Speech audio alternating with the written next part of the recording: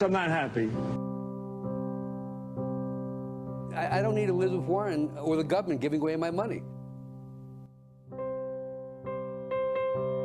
Calling Mike Bloomberg an oligarch has implications in this country that I think are unfair and unreasonable. I care.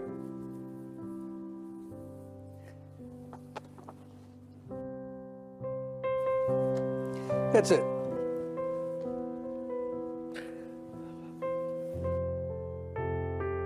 Makes you think of some rich person who got their money off of oil in Russia, who's taking advantage of a broken and dysfunctional system. Bernie Sanders saying, the country's corrupt, our system's corrupt. Be careful about that language, Bernie. You know, be careful. Oh, well, I'm sorry.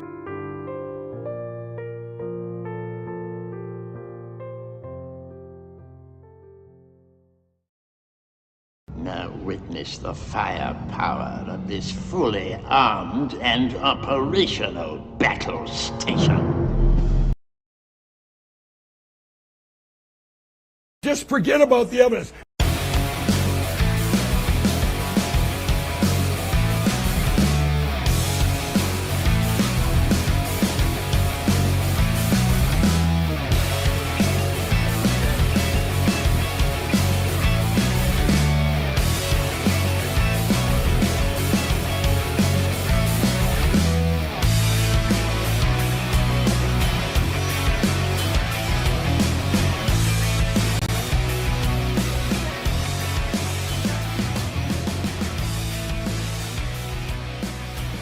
Combination. Waldorf Nation.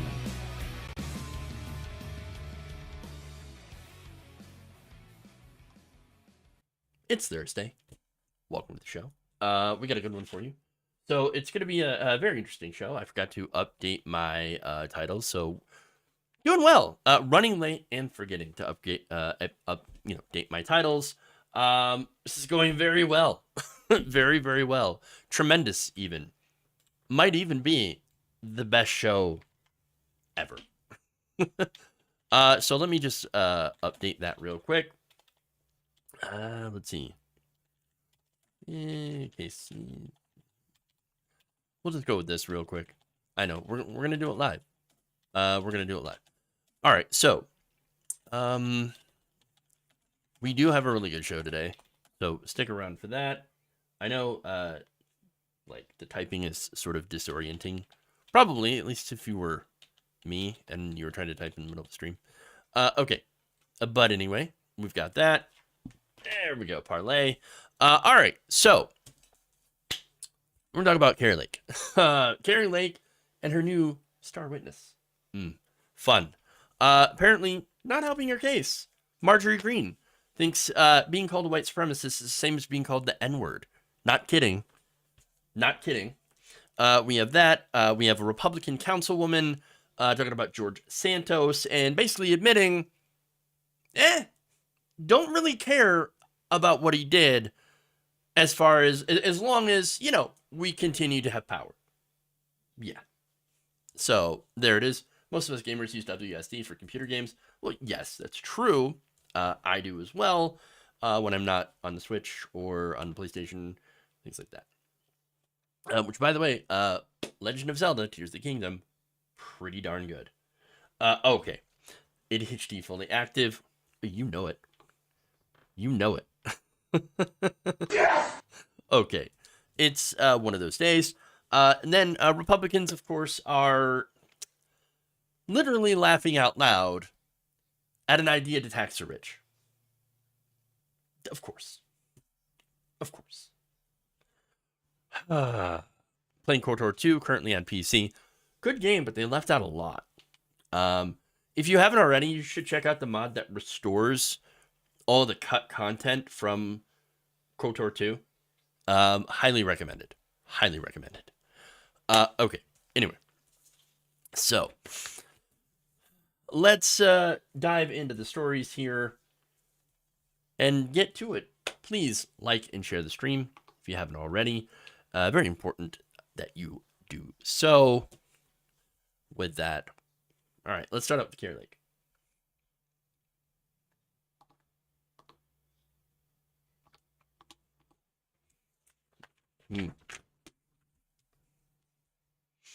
Yeah, that may be filled with errors.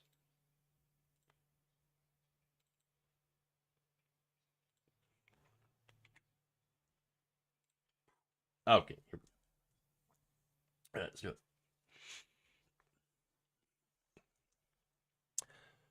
Failed Arizona gubernatorial candidate Carrie Lake was allowed to return to court in order to challenge her devastating loss. Remember, she lost by over 17,000 votes. She did not do very well. Now, she had a bunch of ridiculous court challenges. Most of them were rejected, but one of them, she is allowed to have her day in court. And so she presented her case that signature verification laws were not followed. So now, that said, the first day of the trial, which happened on yesterday, on, I should say, Wednesday, she essentially destroyed her own case. Oops. Now, her attorney, this is according to the Arizona Republic's reporting from Lori Roberts, her attorney, Kurt Olson, told the judge he'd be presenting evidence that Maricopa County didn't verify the voter signatures on hundreds of thousands of early ballots. Well, interesting. Instead, hiring signature reviewers who went through the motions while the county looked on. Yes, we're just going to hire a bunch of people, not to look at the signature, and just allow these potentially fraudulent votes to go through. Oh, no. Now, look, I think signature verification is dumb. And the simple reason is because people's signatures change throughout their lives. They change all the time. With age, with disability, through name changes, as well, like things from things like marriage. And of course, addresses also change because people move. Sometimes the systems aren't updated. Sometimes there's, inappropriate, well, maybe not inappropriate, it's like the bad word for it, but incorrect information being put into, the records. Sometimes there's conflicting information. So, of course, you got to update your records. Okay, nonetheless, there's a lot of reasons why something might not match up. I get it. Now, that said, it is the law. The law is on the books in Arizona, so they got to do it. They got to do the signature verification. Great. Now, that's the crux of her case, though. It's that, the state did not do it correctly. They were not following the law. And therefore, all the ballots should be thrown out. The entire election should be thrown out and redone. No. Now, here's the thing, right? Her witness, Carrie Lake's star witness, pretty much admitted that actually we were following the law. Now, her attorney, Kurt Olson, called signature reviewer Jacqueline Onikit, who spent more than an hour in the courtroom explaining the lengths to which the county went to verifying signatures. The week-long training of their workers, the 2 shifts of level 1 reviewers, 3 levels of signature review, and the admonition to get it correct. Weird. Now, the supervisors said, you need to be very cautious. You need to pay attention to what you're doing, and remember that whatever you reject or approve, you can be called in to testify. Onikit testified, per the report. Okay, so it was made very clear to election workers, hey, make sure you verify these ballots. Very, very important that you do so, because if you mess up, that's on you. Well, I mean, okay, that's very important. It almost looks like Onikit is better for the defense than it is for Carrie Lake's case, that Maricopa County did not follow their own election. Now, Olson had also showed a video of an election worker who appeared to be rushing through ballot verifications as proof that they weren't seriously vetting ballots. Now, that would be pretty serious, right? And it is. And you know what? It was so serious that election worker was fired immediately. Hey, you're slacking on the job. Get out. We actually care about verifying signature ballots here, so you need to go. If you're not going to do the job the way you're supposed to do it, then get out. Huh. Once again, seems like these election officials take their job very seriously. Again, if you're just, I don't. By the way, I don't think it's nefarious that this election worker was like trying to speed through the ballots. Probably just bored, like okay, whatever. Going through, okay, whatever. Trying to hurry, and gets caught. Like, what are you doing? You're slacking. Like you're not paying attention the way that you should be. Well, that's it. Fired! Fired! Get out. Get out. Get out. Huh, weird. Man. That really does show you that the supervisors there were demanding real verification of the ballots, which means that they were trying to follow the law, which is exactly what we want them to do. Why is this woman a witness for Carrie Lake? Well, she explains, quote, Annika testified that she felt pressured and uncomfortable after supervisors asked her and other election workers to re-review some ballots that had already been rejected, saying that she didn't want to approve ballots that had already been tossed out. Okay, now, if you understand how this works, you would understand, and I'm going to explain it, right? Why, again, this is not nefarious. But she described the situation as very overwhelming. All right? Now, to me, it seems like the supervisors were trying to make every vote count, which is what you're supposed to do, just in case some ballots were thrown out erroneously. So now, it was Onikit's opinion that the number of ballots had bad signatures, and that some of the envelopes had names or addresses that were different from the voter history records. Now, on the bad signature, what makes a bad signature? Again, I just told you that signatures can change all the time. What's a bad signature? It seems to be very subjective, okay? Not objective, very subjective, okay? And so she sees what she, thinks are bad signatures and rejects them. Now, the way that it works, though, is that if the initial reviewer rejects a ballot, if you think it doesn't really fit what I have on file, then it gets kicked up the chain to a manager. Now, a manager has access to all the voter signatures on file, whereas a normal reviewer has, I think, access to about up to 3.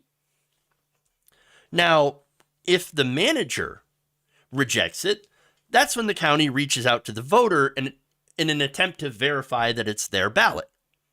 Under state law, the county must try to reach a voter before rejecting a bad or blank signature. And a voter has 5 days after the election to verify that it was them that actually had filled out that ballot.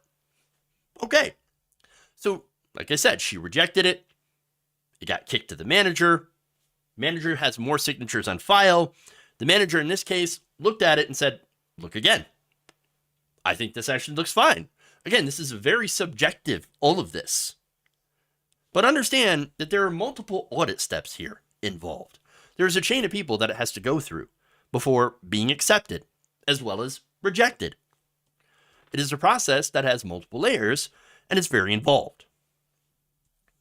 And so, speaking about the process, during cross-examination, Onikitz was asked if she had performed her duties in signature verification. To which she responded, quote, yes, I did.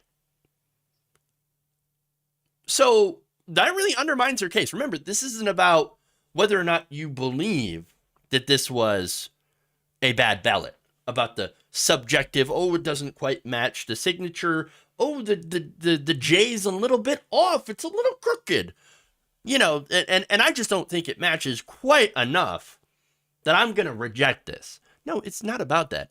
This suit was whether or not Maricopa County followed their own laws when it came to performing signature verification, and I think it's pretty obvious that they did follow their laws. Remember, that's Carrie Lake's entire case. That's it. I mean, it's over. She did her job.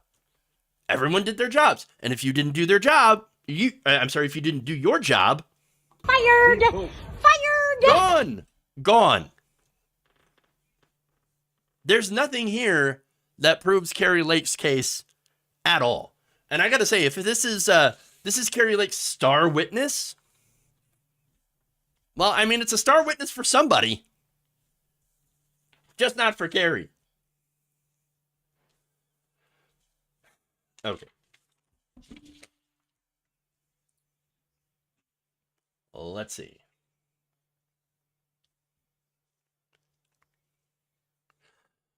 John Schultz talks about how Massachusetts. Yep. Yeah. There's this idea that, that Republicans have that you should be making voting harder. I don't agree with that. In fact, I would say that most people don't agree with that.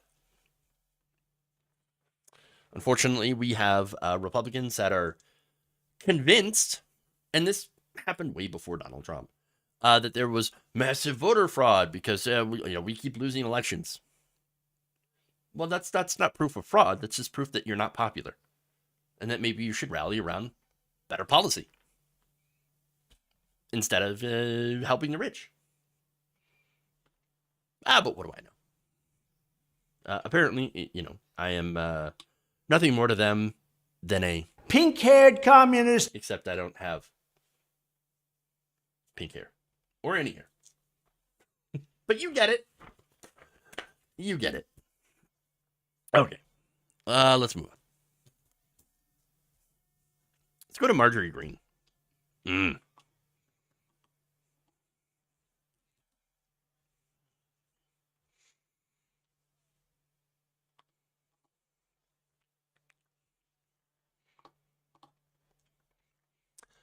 Representative Marjorie Taylor Greene thinks calling her a white supremacist is equal to that of calling a minority the N-word. Is Jamal Bowman shouting at the top of his lungs, cursing, calling me a white supremacist, which I take great offense to. That is like calling a person of color the N-word, which should never happen. Calling me a white supremacist is equal to that, and that is wrong. What? I'm sorry. No, that's not equal at all. I don't understand how you could make that comparison unless, of course, you are stupid or disingenuous. At the least. Again, that's not an equal thing. Now, secondly, what are you supposed to do when somebody talks like a white supremacist? If it talks like a white supremacist, walks like a white supremacist, looks like a white supremacist, might be a white supremacist. Now, and by the way, speaking of talking like a white supremacist, yesterday I showed you a video of Marjorie Greene in a hearing about supposed left-wing extremism, left-wing violent extremism. Sorry. She claimed that a group of protesters outside were funded by George Soros. With no evidence. And again, it's one of those things where it's an anti-Semitic trope for a reason. Oh, you see, it's the Jews that are funding the enemies of real Americans. They're all funding the entire left wing.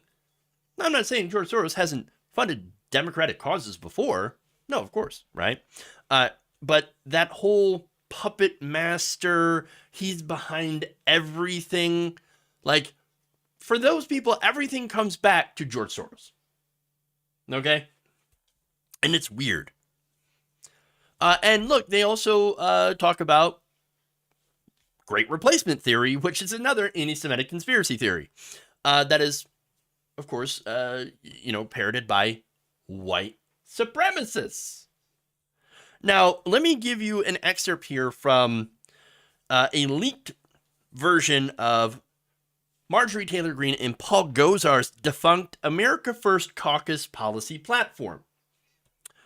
Quote, America is a nation with a border and a culture, strengthened by a common respect for uniquely Anglo-Saxon political traditions. History has shown that societal trust and political unity are threatened when foreign citizens are imported en masse into a country, particularly without institutional support for assimilation and an expansive welfare state to bail them out should they fail to contribute positively to the country. Foreign citizens are imported en masse into a country. Well, that sounds like great replacement, all right. Again, that's from the defunct America First Caucus policy platform drafted by, well, Marjorie, Greene, Paul Gosar, and others. I believe a staffer of Paul Gosar's is also an avowed white nationalist, if I'm not mistaken. So again, gee, if it talks like a white supremacist, acts like a white supremacist, might be a white supremacist. Just saying. You just got to follow the logic here from A to B. Now, but it gets worse. She mentioned Jamal Bowman. She's now going to go in and say racist things about Jamal Bowman. Yelling, shouting, raising his voice. He has aggressive, his physical mannerisms are aggressive. And he just recently shoved Thomas Massey just outside the House chamber. I think there's a lot of concern about Jamal Bowman. So, and I am concerned about it. I feel threatened by him. I am very concerned about Jamal Bowman, and he's someone that people should watch. I'm very concerned for Jamal Bowman. He has a history of being super aggressive towards me. I'm very concerned. I'm his physical mannerisms, they're very aggressive. Oh, he approached me. I feel threatened. You should watch him. Look at this angry black man. He's too loud. I feel so threatened. Why are you calling me a racist? I don't understand. Why are you calling me racist? I'm not racist. You're the racist. That's essentially what that is. I mean, wow. Yeah, okay, Marge. Yeah, okay. Sure. This is all projection, as usual, from, well, a member of the so-called Freedom Caucus, more like the Treason Caucus, and the Racist Caucus. Okay. Jamal Bowman is not threatening in the slightest. I know! All Americans should be proud to be Christian nationalists, says Marjorie Greene. Yeah, you know what? I had forgotten about that. But that's very, very true. She did say that. Okay. Christian nationalist, another word for Nazi. Okay. Moving on.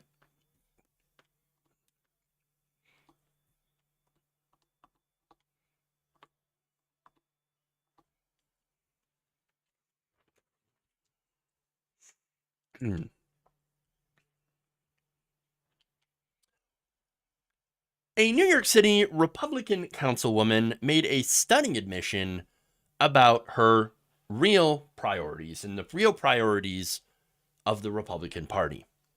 In talking about Representative George Santos, who has been arrested and charged in federal court, 13 counts of wire fraud, money laundering, theft of public funds, and making materially false statements to the House of Representatives on official campaign forms. Well, apparently none of that matters to this Republican councilwoman, because it's like, well, but he's a Republican, and we must allow him to. We can't lose this vote.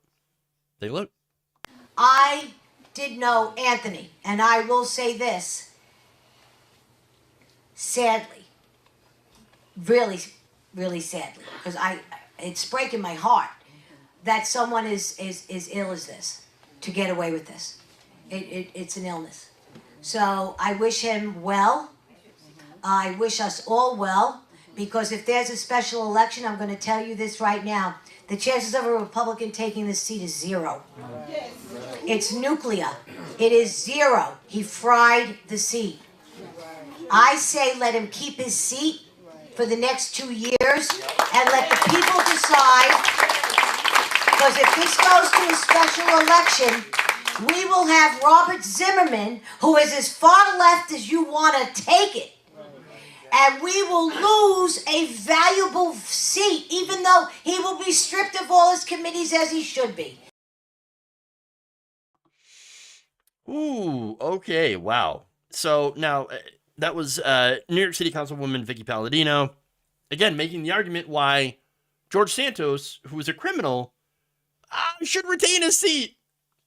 Oh yeah, but we're gonna lose. I mean, if we're gonna lose, it'll be nuclear. Well, gee, whose fault is that? Oh yeah, that would be George Santos for being a criminal. Now look, let me go here to the unsealed indictment. Okay. Now, at the height of the pandemic in 2020, George Santos allegedly applied for and received unemployment benefits while employed and running for Congress. So that's theft to the taxpayer. The defendant's alleged behavior continued during his second run for Congress when he pocketed campaign contributions and used that money to pay down personal debts and buy designer clothing. You know, because, man, you gotta look good. He can't just be wearing those not designer suits. And what about the, you know, what about the outfits for Qatar Ravash? You gotta keep those current. Gotta keep that drag show going. Which, by the way, drag show is probably about the only base thing he's ever done. But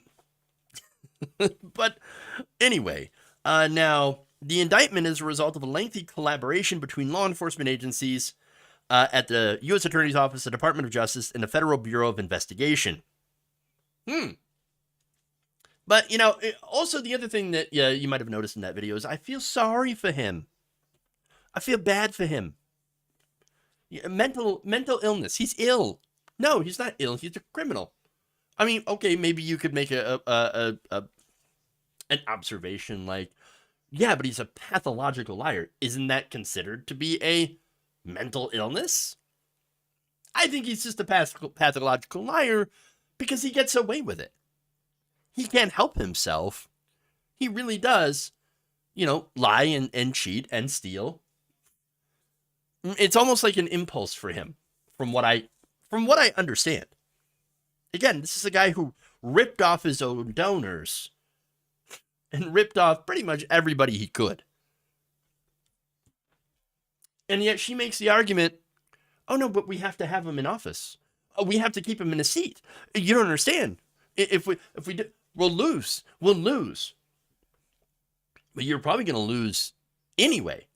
If you leave it up to the voters, after having him expelled from his seat, you're going to lose. How did Vicky Palladino ever get elected? She's a right-wing nut and ignoramus. I don't know. That's a good question. I know that she's been very anti-LGBTQ. I think she had lost her own committee assignment, so maybe she's, you know, one of those people that is like, oh, committee assignments. Well, I already lost mine, so, you know, and that was due to her not wanting to take COVID measures seriously. And so, yeah, maybe, I don't know, who knows? She might find a kindred spirit in a criminal like George Santos. But at the very least, even if that's not the case, what she cares about is the power. That's it. It's just all about, for them, politics, power, and at least, though, in this case, they're openly admitting who they are. Supporting criminals in exchange for power. It is the corruption. Exactly. It is the corruption. Corrupt ghouls. Yeah.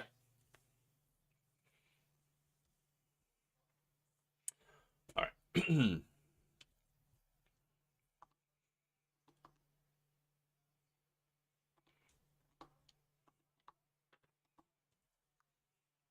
She's also located in a red-leaning district in a blue-leaning zone.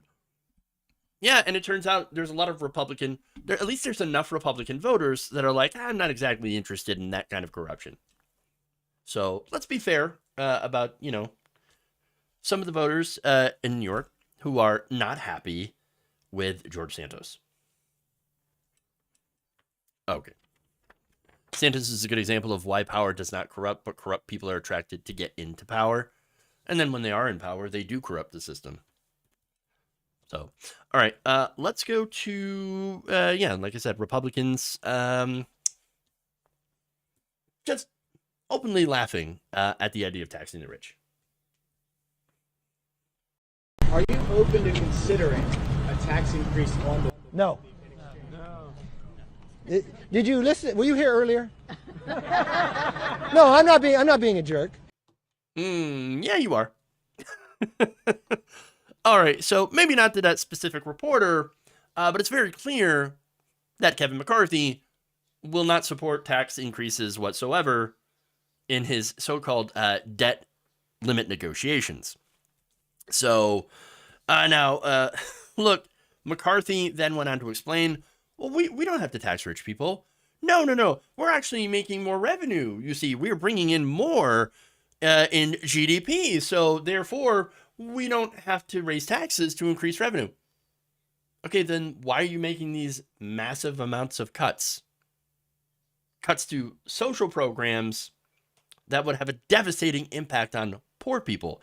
Adding work requirements into things like Medicaid, the SNAP program, which, by the way, 41% of SNAP recipients already work.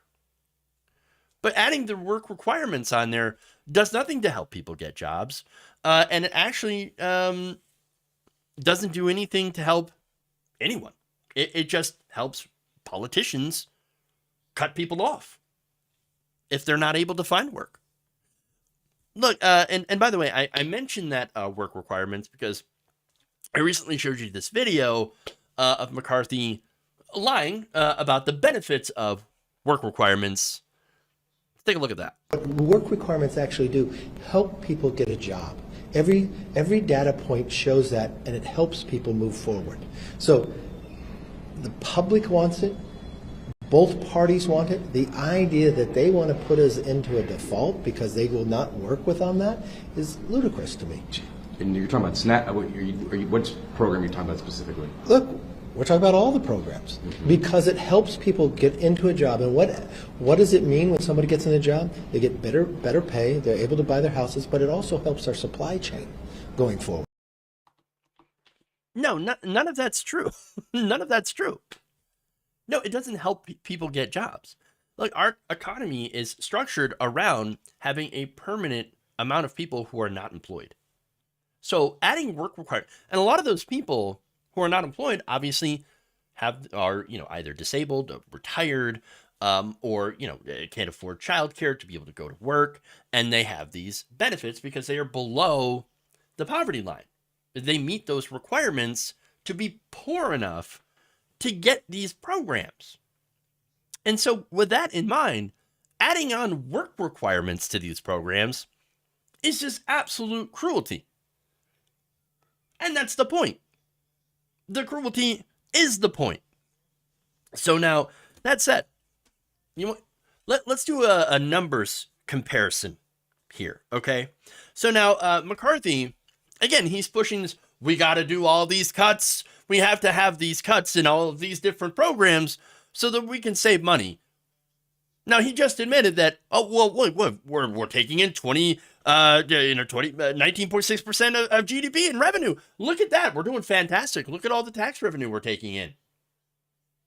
And he is right when he says that, again, U.S. revenue in 2022 is 19.6% of GDP, according to the CBO numbers.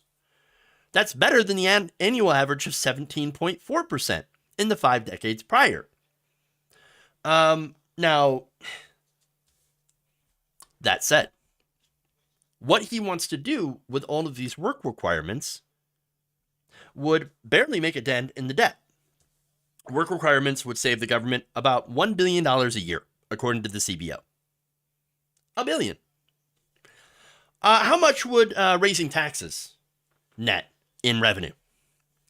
In 2021, Senators Elizabeth Warren and Bernie Sanders proposed charging billionaires a 3% wealth tax and household trusts worth between 50 million and 1 billion of a tax of just 2% a year. That would produce about $3 trillion in revenue over the next decade. So that's $300 billion a year in estimated government revenue versus what McCarthy wants to do. Again, this very small tax on people's wealth, a 3% wealth tax for the richest Americans. Again, $3 trillion in revenue over the next 10 years, $300 billion a year versus $1 billion. But if they tax the rich, well, then, of course, that would affect their donors and it would affect the people that they actually work for. And it wouldn't hurt poor people.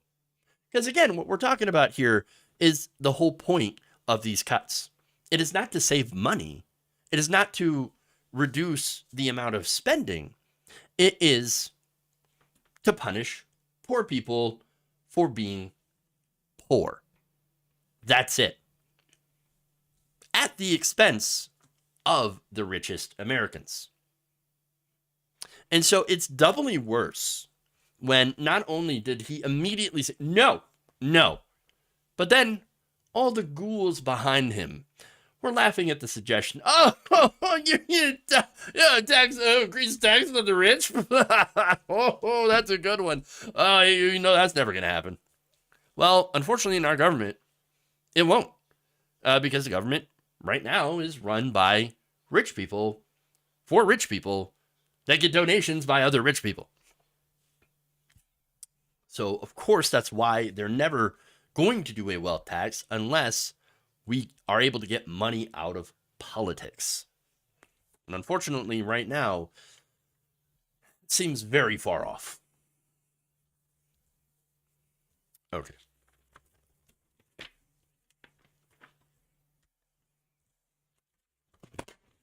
Pandemic created 400 more billionaires in this country.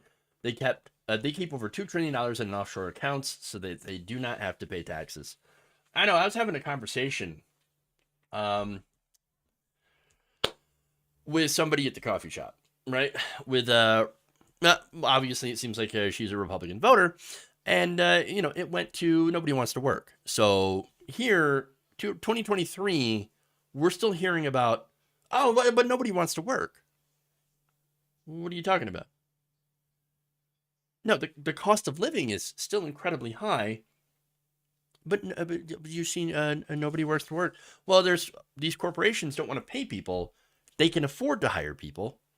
Oh, but yeah, the conversation was that she believed that wages were too high.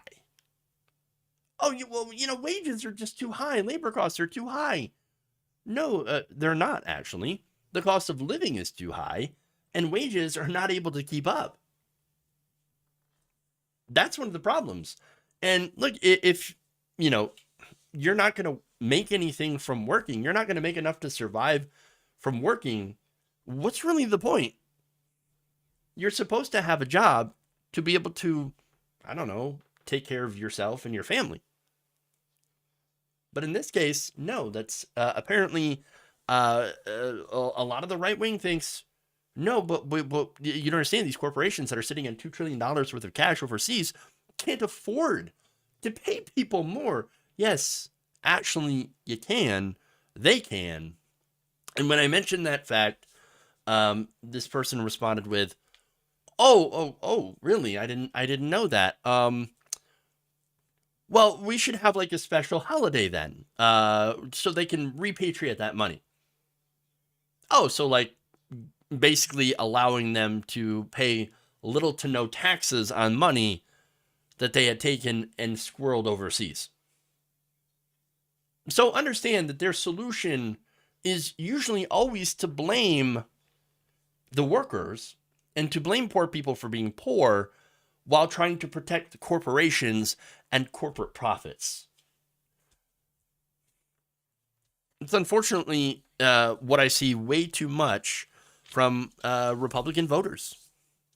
They really have drunk the Kool-Aid, the corporate Kool-Aid, and think it's totally fine for corporations to crush us.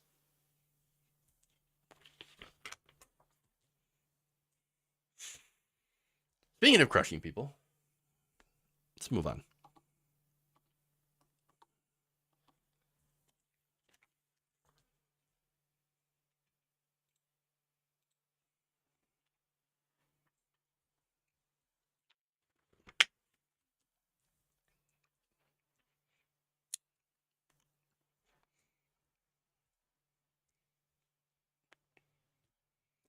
Florida Governor Ron DeSantis just made his state even worse for transgender people. On Wednesday, the governor signed several bills into law that would essentially criminalize being transgender. Just, that's it. Criminalize being trans. Now, the first, SB 254, takes several steps to prevent Florida's minors from receiving any gender-affirming care. Not just in Florida, but anywhere across the country. Now, the law, of course, will ban gender-affirming care, or already does ban gender-affirming care in the state of Florida, but will give emergency jurisdiction to courts to then stop a child from leaving the state to receive gender-affirming care elsewhere. So, no. Now, okay, you can't get it here, and you can't get it anywhere else. We're going to restrict your interstate travel and commerce.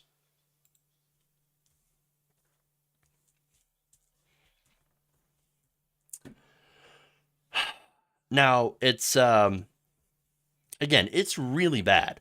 Trying to get a child gender-affirming medical care is the only specific action other than abandonment that the law states prompts such an emergency jurisdiction. So basically, if you're trying to be a good parent and helping your child transition because they are transgender, that is the equivalent in Florida law to abandoning your child. Wow. Now, it would also be a third-degree felony to provide gender-affirming medical care within the state to a minor, which carries a potential 5-year prison sentence. SB 254 also places limits on adults. So it's not just children that are affected, but adults are not able to get gender-affirming medical care as well. First, it would bar state or local governments from funding gender-affirming medical care through their health plans or government-funded care for people of all ages. It would also force adults receiving such care to sign informed consent forms adopted by the Florida's Board of Medicine and Board of Osteopathic Medicine. So now the problem with those boards is that they're filled with DeSantis appointees. Appointees that have implemented DeSantis' anti-trans laws previously. Now, the bill also bars anyone other than doctors from prescribing or performing gender-affirming care. Now, the new law also makes it a first-degree misdemeanor to violate the new restrictions on care for adults. Again, adults, which comes with a potential prison sentence of up to a year for someone other than a doctor prescribing hormones to a trans adult. Again, you would get 1 year in prison. So already, that is a horrifying bill. But there's more. Oh, yes. Now, the new law also makes it a first-degree misdemeanor to violate... HB 1521. That's the next one. That one bans trans people from using a restroom that fits with their gender identity in most government buildings. It also defines sex in a biological birth-based definition. The law then also limits restroom use in a government-owned building based on that definition of sex. It also applies to prisons, detention facilities, schools, and any other public building. That also includes to government-owned airports, convention centers, or stadiums. And forces schools and prisons to create new disciplinary procedures for employees, students, and or inmates that violate the law. again, for trans people, just using the restroom that fits your identity is enough. Wow. For others and non-employees of any of those public buildings, the law creates a new criminal violation. The law generally makes it a first-degree misdemeanor whenever a trans person doesn't leave a restroom when asked to leave by an employee of the government agency that occupies that building. A first-degree misdemeanor can mean up to a year in prison in Florida. So now here's the thing that's going to be, that's probably very likely going to happen now in Florida. Look, we've already seen issues of, or instances of transvestigators, right? If you're unfamiliar with that term, it is for someone who uses essentially what it is, a version of phrenology. Those who are not familiar with phrenology is basically a very racist practice of measuring like skull shapes to measure like intelligence, things like that.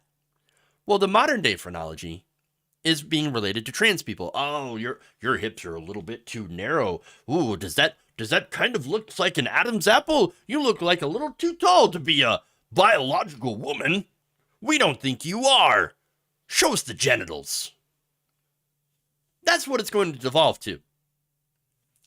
Already, cisgendered women who were born, okay, you could say, oh, they were born biologically female or assigned female at birth. Okay? You're going to have women who are assigned female at birth being harassed because they think that they're a transgender person. Not to mention all the actual transgender people who are also being targeted by this. So you have trans people that are treated like, not people. They're not being treated like, as human beings with rights. And then, of course, with all of these ridiculous laws, you also have unintended consequences of hitting, of these laws affecting cisgender women. I mean, this is terrible all around for everyone involved. And this is not even the worst part of this. No, the worst part would allow the state of Florida to kidnap transgender children. I'm not kidding. The state would be able to take custody of a child if they have been, quote, subjected to or are threatened with being subjected to gender-affirming care, which in their definition includes puberty blockers and hormone replacement therapy. Wait, threatened? Threatened with gender-affirming... You better clean your room or you're going to have gender-affirming care. What? That doesn't make any sense at all. Nobody's being threatened with that gender-affirming care. Wow. Florida. And not only that, finally, Florida courts could also modify custody agreements from a different state if the minor is likely to receive gender-affirming care in that second state. So much for parental rights. Now, the text also refers to gender-affirming care as sex reassignment prescriptions or procedures and qualifies this care as a form of physical harm. So that's what's going on in Florida.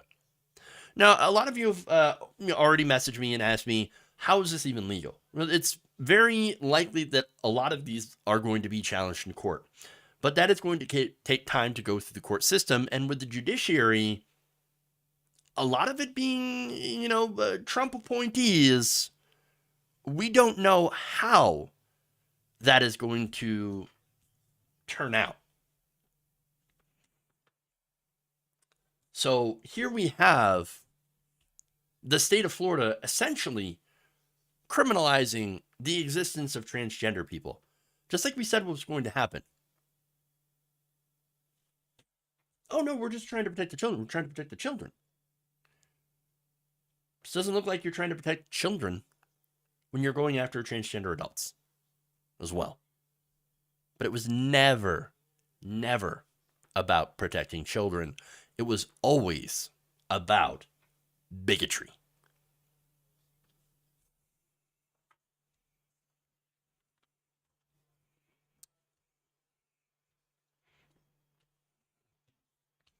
Okay, let me take a quick break here. I know a lot of you are asking for Dianne Feinstein, and that is a very difficult story to talk about. So I'm gonna need a minute to prepare. So please stay right here, and I'll be back.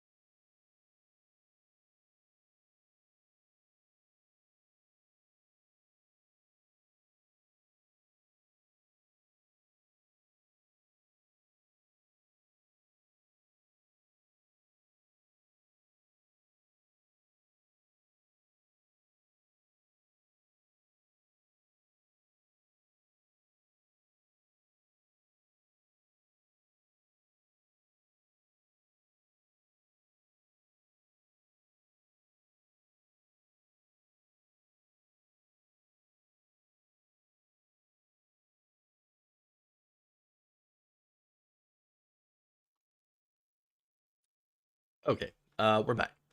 Sorry about that. So let's see. I'm gonna have to switch this out too. I didn't plan on doing this story today. Let's see.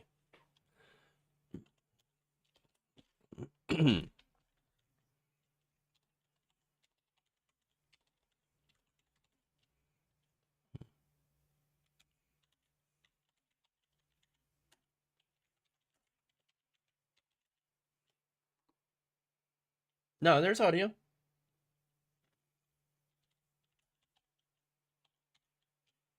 guys are trying to gaslight me. Y'all. What are you doing? I'm on to you. Let me try that. Let me do this.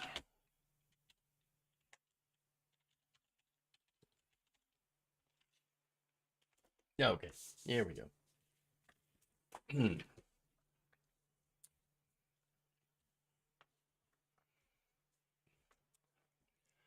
More details about Senator Dianne Feinstein's health complications have come out in recent reporting by the New York Times, Washington Post, Politico, and other outlets show that her months-long absence from the Senate was due to some pretty serious complications due to her, well, I would say her advanced age and other issues. So now, according to these different publications, Feinstein, she was suffering from shingles as well as Ramsay-Hunt syndrome, which occurred when shingles spread to her head and neck, as well as a case of encephalitis, or swelling of the brain.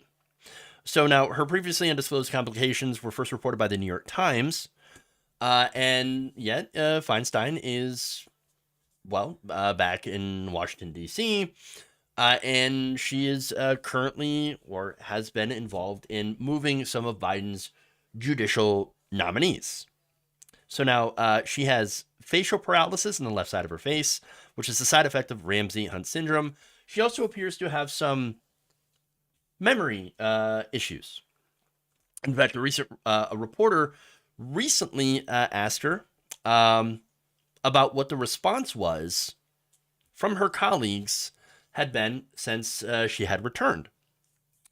Here's what she told the reporter when they asked that. Quote, "I haven't been gone. You should follow the, I haven't been gone. I've been working." When asked whether she meant that she'd been working from home, she said, "No, I've been here. I've been voting. Please, you either know or you don't know." After deflecting a question about that, another question, I should say, on people like Representative Ro Khanna, who have been calling for her to step down, she was wheeled away. So now, if she was referring to voting for the last couple of days, for the last week, I should say, then yeah, she'd be correct. She was here, she was voting. But they were asking her about the 3-month-long absence, which again, there were a lot of questions around here. Around, I guess her memory, a lot of questions around her health, and how long she would be able to effectively serve. And, if she refuses to step down, which, by the way, she does. She is refusing to step down. And she, again, apparently seemed to have either not understood the question or didn't remember that she was missing in action for 3 months. And again, any of that is pretty concerning to me. That said, she's been wheeled out to, of course, no, and I'm not saying wheeled to be mean, literally, because she's in a wheelchair at this point, being wheeled out to do votes on a need to be there basis in her Judiciary Committee hearings.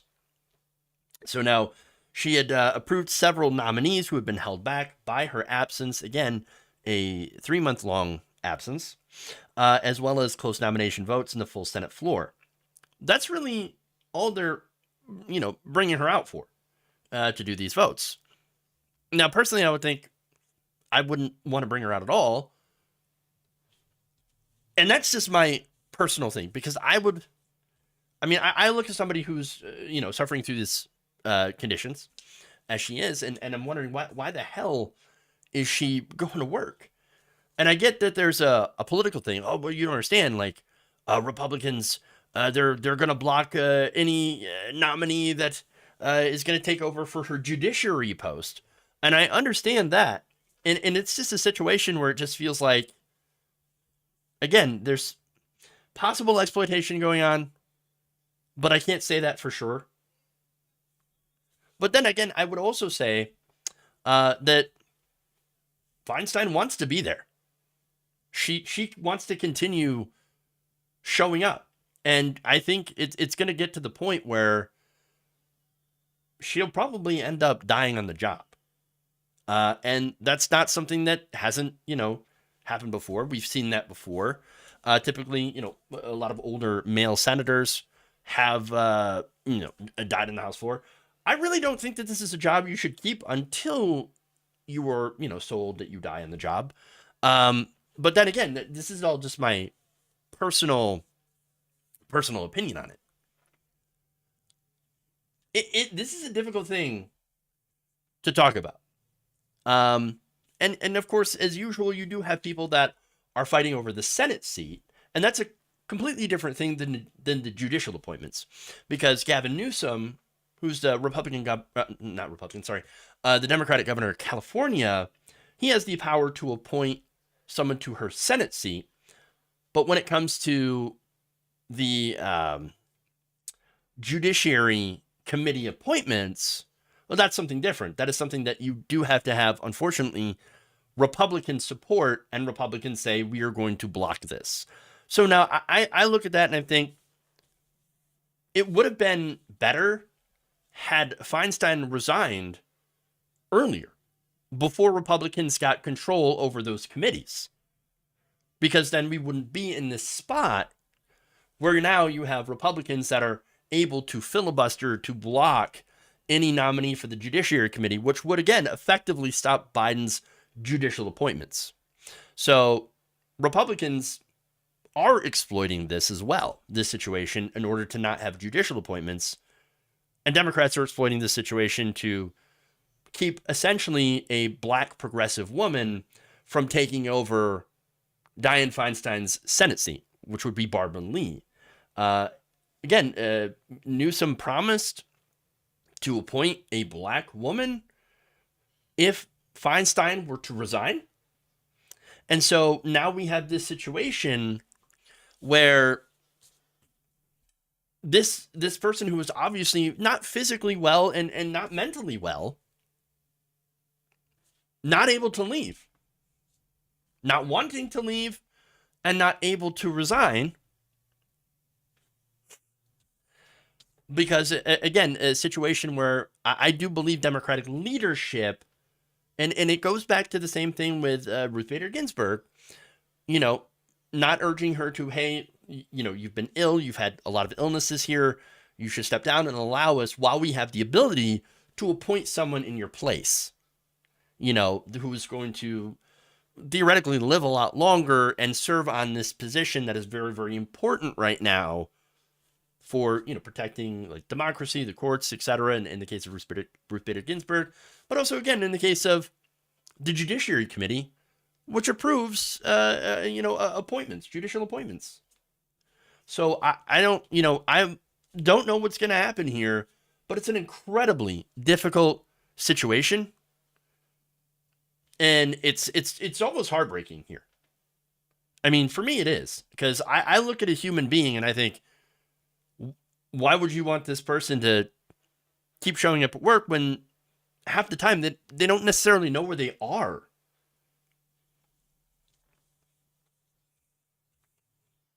So, I mean, again, super difficult situation. And there's a lot of bad faith going on here as well from people who look at this situation and go and are rightly disturbed by it.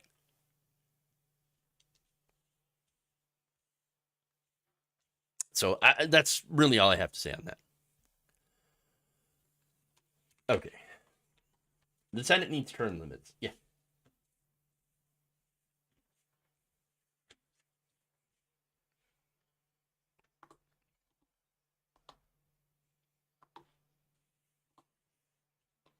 Okay. Respect for the colleague. What about respect for the people? Well, they're Congress. They don't really have that much respect for the people. Okay. let's move on to actually ending the show, because that's all I've got for you. Okay. So, let's see. Let's read some super chats here. Tyler Hackner says, I'm so tired of hearing about Karen fake. Go away. Fair enough. Tyler Hackner also says, MTG is the queen of Karens. Mark Biz 33 with the question, how is Soros funding different from Koch brothers funding? Well, I mean, it really isn't. It's billionaires funding politicians and political groups. If I had it my way, I'd get all the private money out of politics, all billionaire money. It doesn't matter. But if you're asking what the rhetorical difference is, well, rhetorically, they use Soros as the boogeyman. And again, that plays into old anti-Semitic tropes of Jewish people running the world and being the puppet masters of everything. Whereas again, the Koch brothers run a lot of organizations. I mean, an entire sprawling network of, again, right-wing conservative organizations with the sole purpose of cutting taxes for rich people.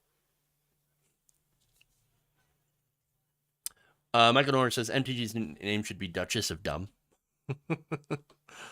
Or Duchess of Dumbness. Yes. Gabby Mazza, thanks you for the gifted membership. Jonathan Leiter says CEOs be living large while we all just starve. True. Michael Norris also says, don't mean to be offensive, but if Feinstein was expelled or retired, would she even remember being so the next day? She really needs to accept it. I mean, again, I don't know, like, specifically if she's going to remember the next day. But again, it's a difficult case. It's very, very difficult to talk about it. And, yeah. It's just hard. Okay. Let's see.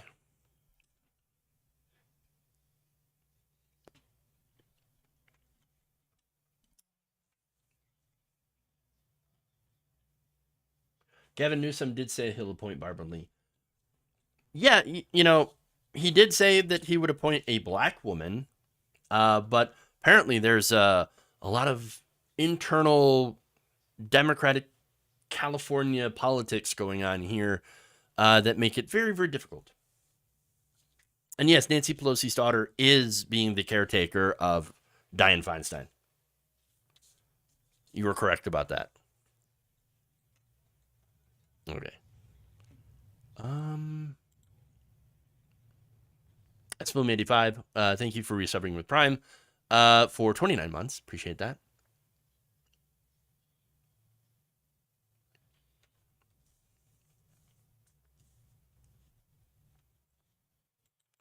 Let's see.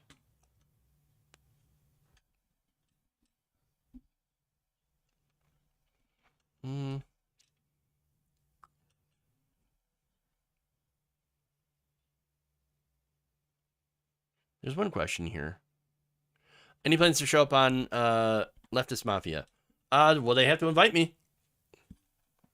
They have to be they have to invite me first. So I'll let you know when I know. Okay. Anyway. So that's it. Thank you all for going around the nation with me today. Please like and share the stream if you haven't already. And with that, we'll see you back here tomorrow. Love you all, and remember, change begins with you. Good night, nation.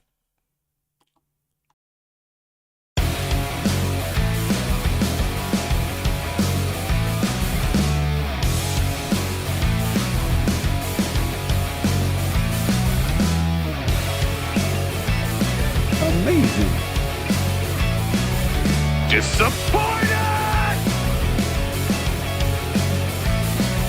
Jewish space lasers. Woke mob.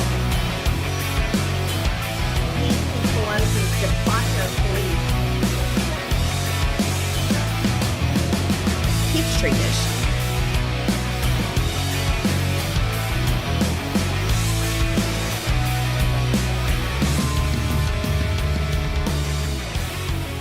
Obama! You're kicking me out the door.